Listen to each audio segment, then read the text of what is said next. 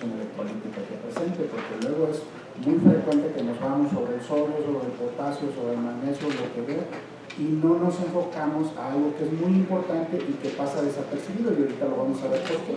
Sí, la deshidratación, básicamente, que es otra cosa que tenemos que diferenciar, por ejemplo,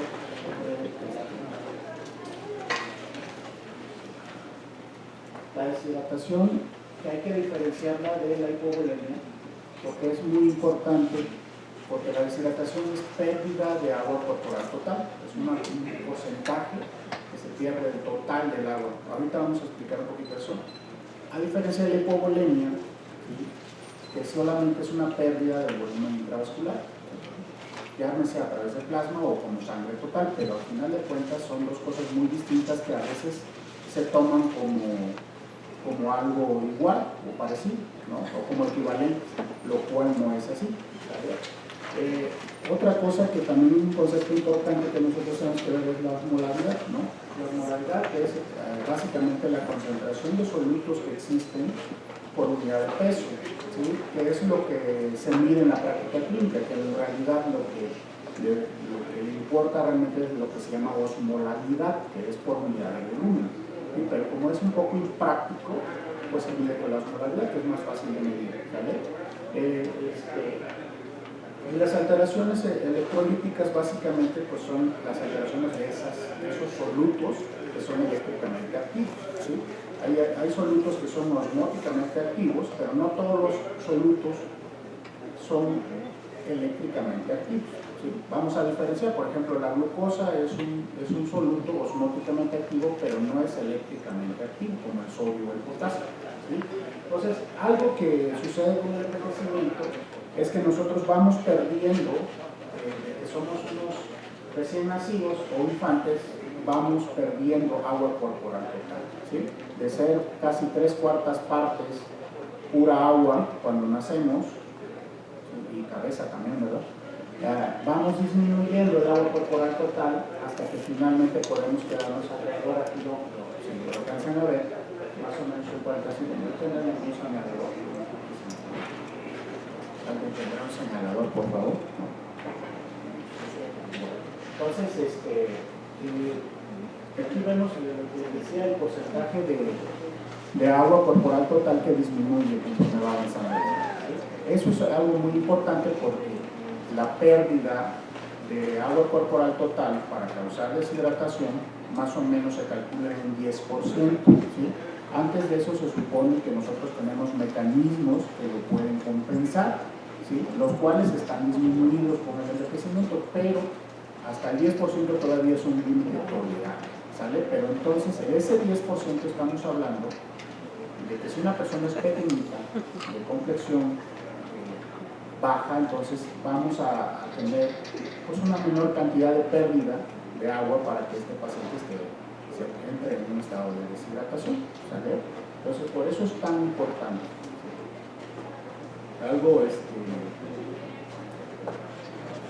¿Qué es lo que sucede habitualmente nosotros? De su lado sería el izquierdo de ustedes.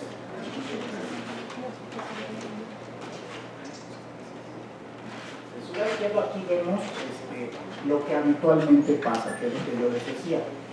Tenemos un agua corporal total que está formada por dos compartimentos, es lo que vemos nosotros en bioquímica y fisiología, ¿no? El agua intracelular, que son más o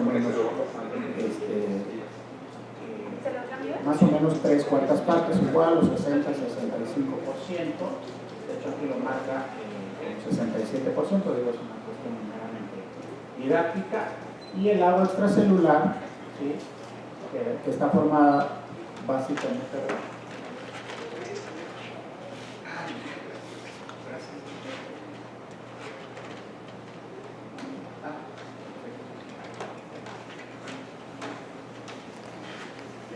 entonces, ¿qué es lo que sucede cuando nosotros en una condición normal nosotros tenemos algo que provoca una disminución de la ingesta de agua, en el caso de los viejos por una pérdida del reflejo de la sed, Entonces el mecanismo, obviamente se echan a andar varios mecanismos que sustituyen rápidamente ese volumen, digo hasta cierto límite por supuesto, ¿vale?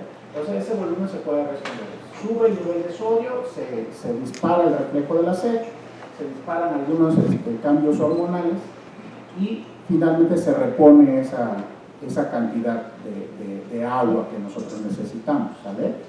Ahora, en una condición asociada al envejecimiento, nosotros vamos a ver que hay varias alteraciones que básicamente están mediadas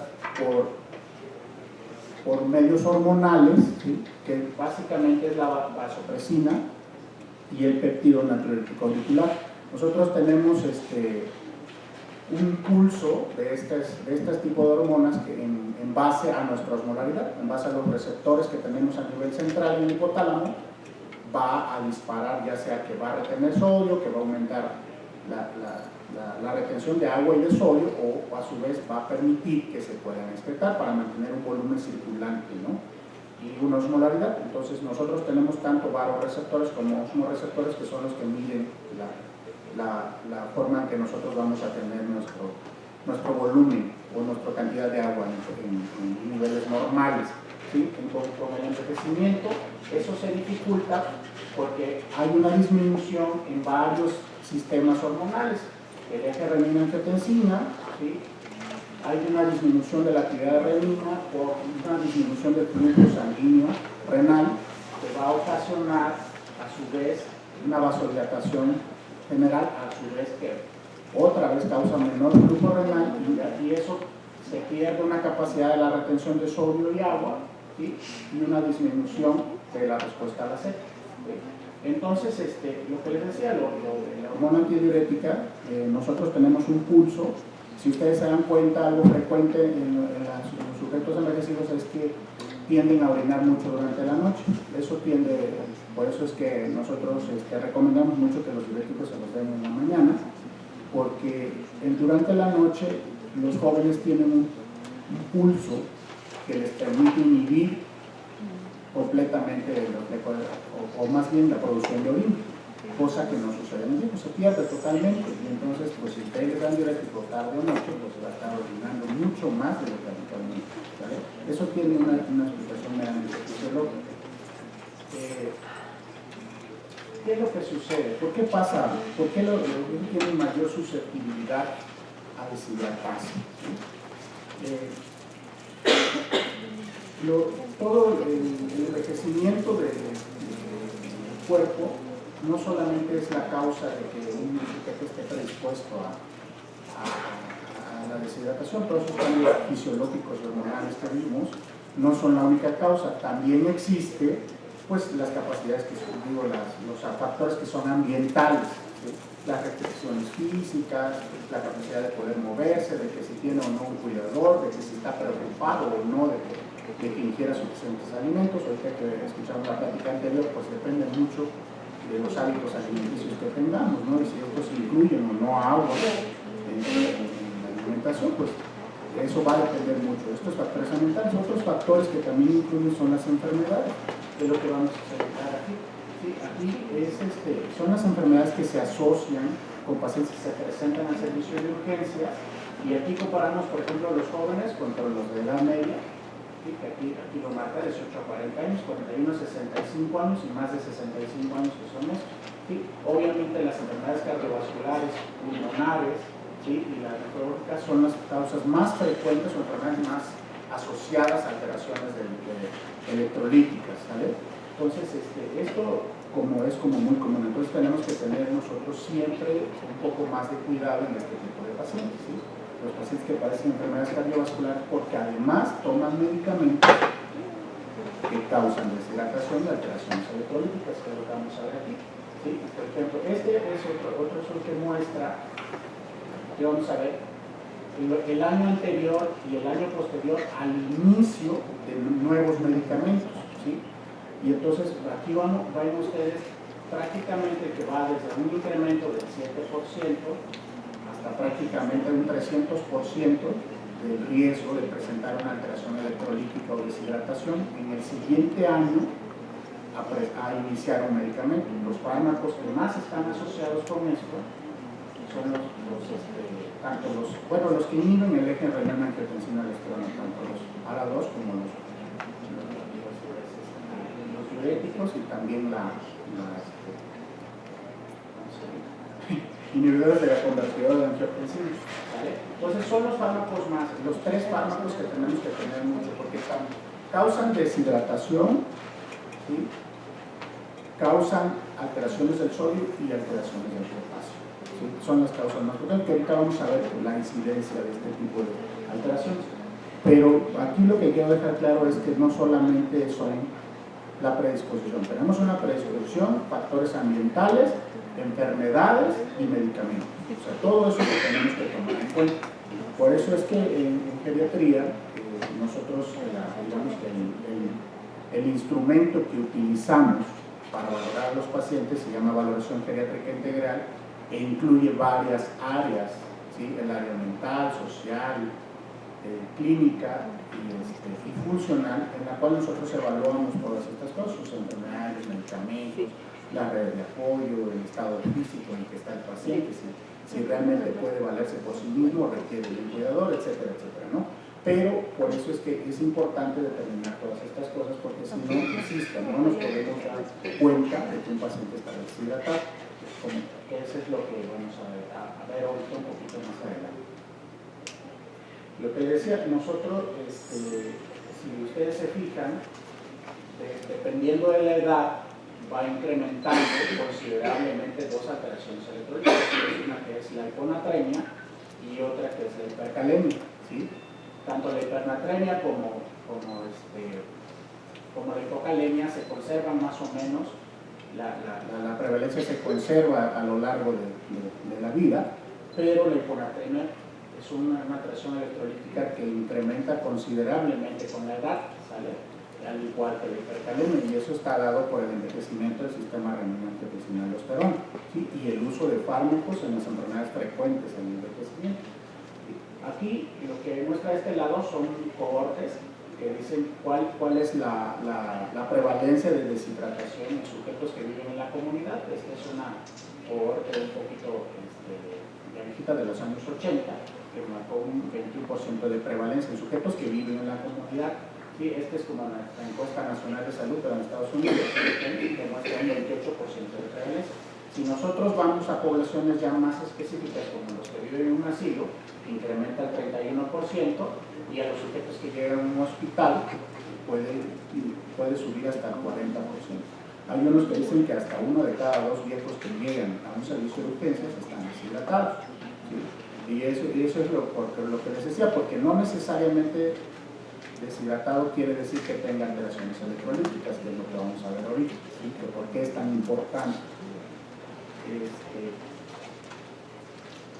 ¿Qué implicaciones tiene el hecho de que un paciente esté deshidratado? Que eso es lo que vamos a ver. Es un predictor independiente de mortalidad hospitalaria, la solo deshidratación, ¿sí? Y aquí lo que les dije, tiene una mortalidad hospitalaria general del 10% y una mortalidad a 30 días del 17%. O sea, quiere decir que por el solo hecho de que un paciente ingrese a un hospital deshidratado y no se le trate, va a tener un incremento considerable en la mortalidad. Si a esto le unimos, ahorita vamos a ver las alteraciones, cuando hablemos un poquito del sodio, van a ver que también es un predictor independiente de mortalidad hospitalaria, ¿sí? Entonces, si le vamos sumando, y además si es frágil, y además si tiene un montón de enfermedades, pues porque creen que entonces se mueren tanto los viejos, ¿no? Porque luego creemos que nada más se mueren porque pues, ya están viejos, ¿no? Entonces, pues ya le tocaban, modo, pero a veces no es así. El hecho de tratar o no tratar eso hace la gran diferencia entre que a los pacientes les vaya bien o les vaya mal. A veces también no entendemos por qué las terapias no están funcionando, ¿no? Como nosotros queremos, que es lo que yo a veces les decía, a los residentes les decía, la pequeña gran diferencia entre hidratar o no hidratar a un paciente cuando les das un tratamiento para neumonía, por ejemplo, ambulatorio. Si tú detectas que está deshidratado, pues tienes que indicarle a la par de su manejo ambulatorio un programa de hidratación para que ese tratamiento funcione, si no, no va a funcionar. La hiponatremia es una alteración electrolítica frecuente que acompaña a las neumonías. No sé si lo han notado, ¿no? Todos los pacientes que tienen neumonía, a veces es la única alteración porque el paciente no da otros síntomas más que trae hiponatremia. Entonces, por una secreción inapropiada de una antidiurética, y ahí es como nos orientamos a veces para llegar al diagnóstico de la neumonía, porque no tienen ni estertores, ni fiebre, ni dolor torácico, ni disnea, ni leucocitosis, ni nada de esas cosas que normalmente tienen los pacientes con neumonía, ¿sabes? Entonces, aquí lo que decía, por ejemplo, cuando comparamos, por ejemplo, la hiponatremia con otros, factores de riesgo o variables, por ejemplo, el Apache o el SAPS, ¿sí? El SOFA o la edad, solamente, ¿sí? Nosotros vamos a ver aquí cuando ya, por ejemplo, en la mortalidad, en la unidad de cuidados intensivos, ¿sí? Incrementa considerablemente la mortalidad, incluso es un mejor predictor que los marcadores, que las escalas de riesgo de terapia intensiva. Es algo que nosotros hemos conversado mucho con los intensivistas, que decía que la evaluación clínica habitual en los pacientes críticos no correlaciona con la mortalidad real en los sujetos envejecidos, ¿sabes? Entonces, sobre todo cuando son frágiles. ¿Sí? Y esta hiponatremia, incluso lo que decía, en la mortalidad hospitalaria general, ¿sí? Logra salir de la UCI, pero se muere finalmente en su estancia hospitalaria. Entonces, puede incrementar, le digo, considerablemente, insisto, comparado con los demás, predictores, ¿no? O escalas de riesgo, ¿sí? Entonces, correlaciona bastante bien con la mortalidad, ¿sí? Entonces, igual de este lado vamos a ver, por ejemplo, es con hipernatremia, que es la que tiene peor pronóstico, y es con hiponatremia. Igual, lo mismo que les decía, no incrementa tanto la mortalidad, por ejemplo, a diferencia de la hipernatremia, pero sí incrementa la mortalidad, más bien la mortalidad hospitalaria y como les digo, también, por ejemplo, los pacientes, sabemos perfectamente que el paciente que requiere diálisis, ¿sí? Pues seguramente tiene mucho riesgo de morirse, ¿verdad? Y bueno, si también además presenta hiponatremia, ¿sí? Pues efectivamente, ¿sí? Estos son análisis multivariados. Eso quiere decir que es uno por uno, ¿sí? No son sumatorios, pues no es algo que es independiente y que nada más es su único factor de riesgo, ¿sale? Entonces, entre más se le sumen, pues un riesgo de morir dentro del hospital es mayor, ¿sale? Entonces, ¿cómo vamos a evaluar a un paciente? Que es la parte más interesante, ¿sí? Aquí lo importante, primero, lo que les decía, tenemos que evaluar si ese paciente está hidratado o no está hidratado, ¿sí? Antes que ir a las alteraciones electrolíticas. Los goles estándar del estado de hidratación son imprácticos, básicamente son dos, es medir la osmolaridad sérica por el punto de congelación del agua, lo cual solo es en el laboratorio especializado, y a través de medirlo por medicina nuclear, ¿no? Con agua marcada con deuterio, lo cual es totalmente impráctico, ¿sí? No hay síntomas, no hay signos, ni estudios específicos para medir el estado de hidratación, ¿sí?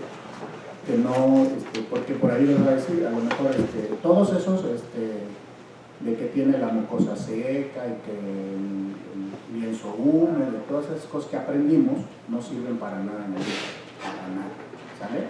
El signo que mejor se califica o que mejor correlaciona con deshidratación es el que tiene arrugadita su axila, ¿sí? Si ustedes la revisan el hueco de la axila, va a estar un poquito y ahí puede tener lienzo húmedo, y es el que mejorcito de todos los signos clínicos de deshidratación.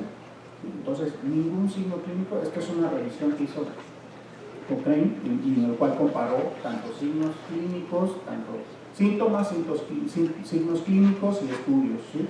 Y aquí básicamente ellos concluyen tres categorías. Los que probablemente antes de analizar su punto de corte y después de las curvas del análisis rojo, pues debajo de la curva, ¿sí? Los cuales pudieran tener cierta utilidad en el diagnóstico de deshidratación, ¿sí? le decía que el paciente expresa fatiga, la bioimpedancia, pero solo la resistencia, no así, por ejemplo, el agua corporal total el agua intracelular o extracelular medido por bioimpedancia. O sea, la bioimpedancia no tiene utilidad para medir deshidratación, tampoco los análisis urinarios, ¿sí? O sea, el hecho que la orina esté concentrada, que tenga alta densidad urinaria, etcétera, no funciona, ¿sí? Entonces, otras pruebas que les decía, pues, si está taquicárdico, si tiene las mucosas secas, si tiene sensación de sed intensa, etcétera.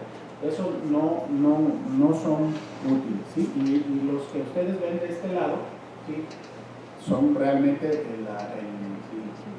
el valor predictivo que puedan tener es muy pobre, tanto positivo como negativo. Entonces, realmente no hay un signo, un síntoma, una prueba específica, ¿sale?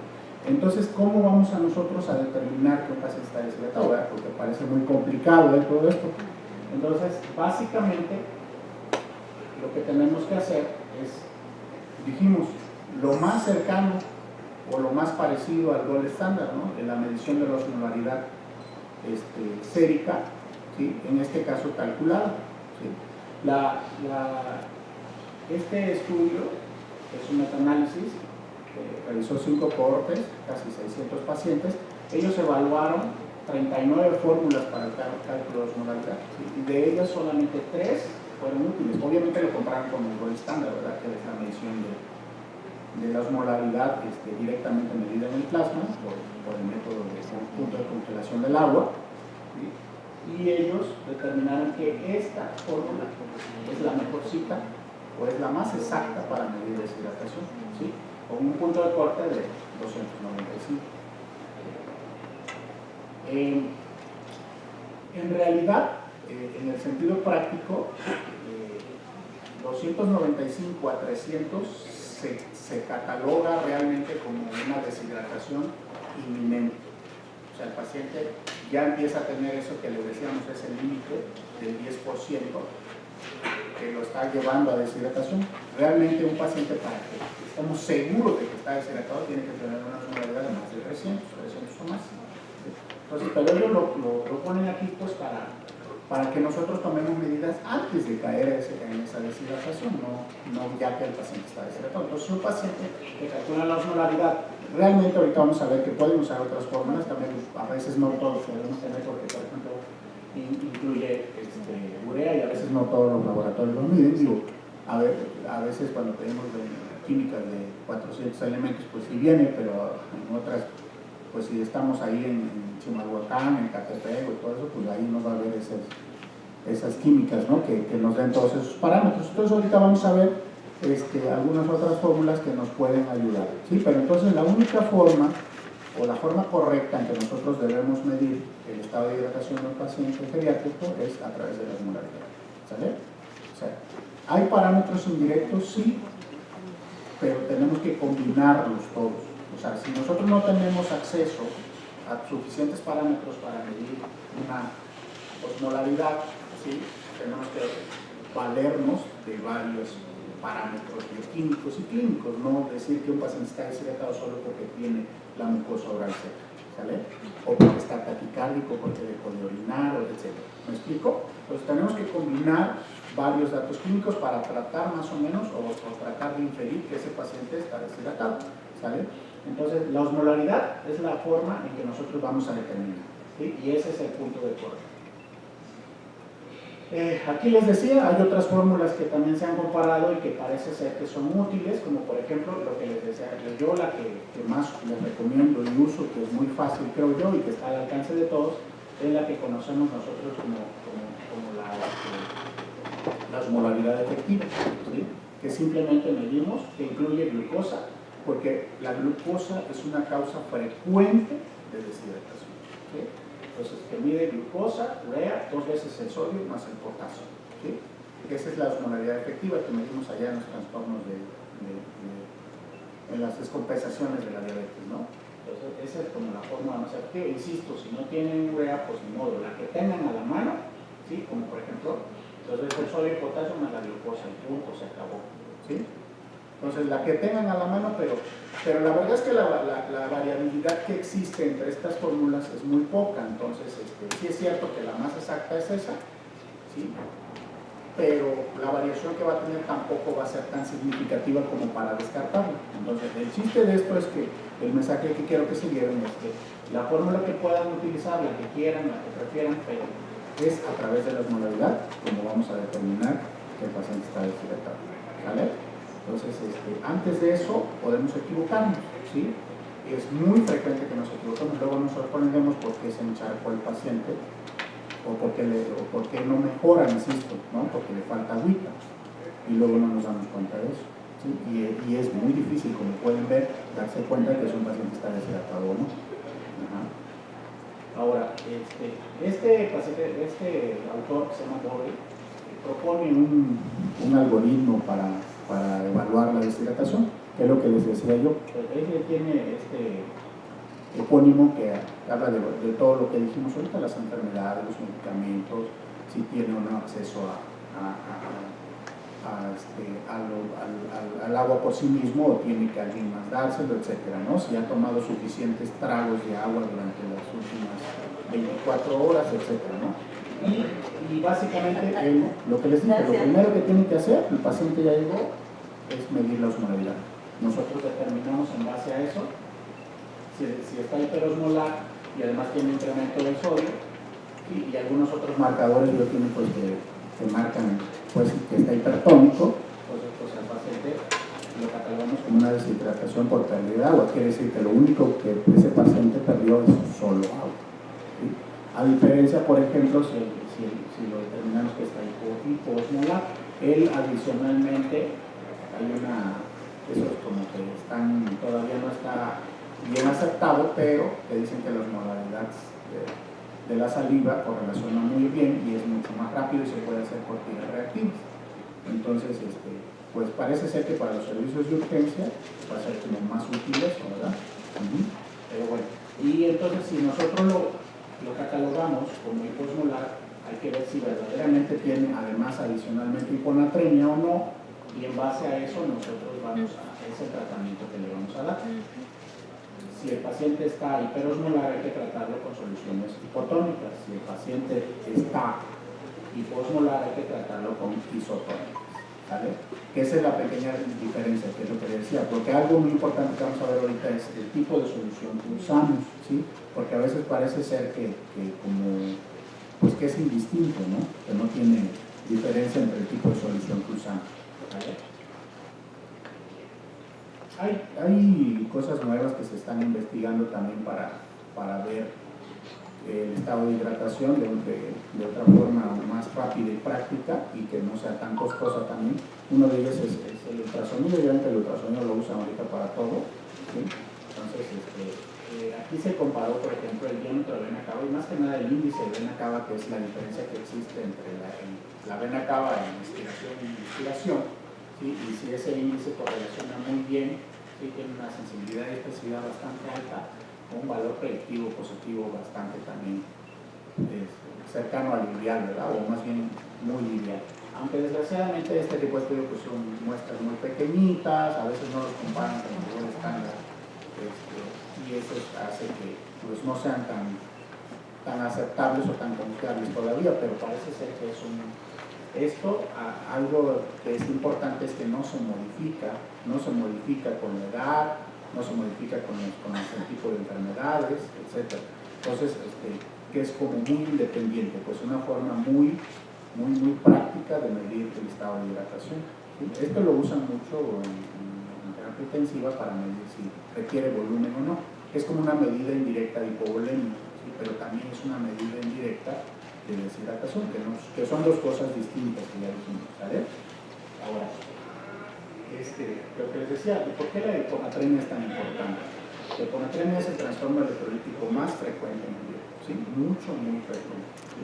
Y lo que decía, en sujetos en la comunidad puede ir desde el 10 hasta casi el 15%, en los asilos se incrementa bastante, 1 de cada 4 pacientes que están en un asilo van a sufrir un evento de hiponatremia, ¿sí? En el transcurso de un año. Y si nos vamos a la hospitalización, pues depende mucho si es un hospital general, un hospital especializado, ¿sí? O si es un área general médica o es un área quirúrgica, puede incrementar bastante la prevalencia de hiponatremia. ¿Por qué es importante la hiponatremia? Lo que dijimos, porque es muy frecuente y porque tiene implicaciones en la mortalidad. Digo, si nosotros en pediatría que medimos mucho la cuestión de la cognición, la función de independencia del individuo, etc. Pero pues en general a los médicos lo que le importa es si se va a morir o no, o a la familia le importa mucho si se va a morir o no, ¿sí? Entonces esa es dependiendo del grado de hiponatremia, comparado con los sujetos control, pues entre más profunda sea la hiponatremia, menor probabilidad de sobrevivir, ¿sí? Al término de un año, que es el seguimiento que se dio en este estudio. Es algo como muy lineal, ¿sí? Tiene hiponatremia. Ahora, que algo muy importante que tenemos que tener en cuenta es que el medio corregir la hiponatremia no sirve, ¿sí? Hay que corregir totalmente la hiponatremia. Por eso es importante hacer un abordaje adecuado. Cambia un poquito la perspectiva de la hiponatremia respecto a los jóvenes, ¿sí? Porque acá tenemos que irnos con más cuidado, mucho más cuidado para el tratamiento. Y luego eso que dicen que las hiponatremias crónicas no se deben tocar, pues claro, ¿no? Si no es crónica, ya déjalo así. No, la verdad es que se ha visto que no, o sea, la hiponatremia tiene implicaciones a muchos lados, no solamente la mortalidad, sino que afecta la cognición, ¿sí? Incrementa el riesgo de fracturas, bueno, de caídas y a su vez de fracturas porque por un mecanismo la hiponatremia crónica ocasiona disminución de la mineral ósea y no necesita un trauma siquiera para tener una fractura. Entonces incrementa la incidencia de osteoporosis. Entonces tiene implicaciones muchas, o sea, es una lista muy larga de lo que la hiponatremia ocasiona, ¿sí? Tanto como en síntomas como en entidades nosológicas, ¿sí?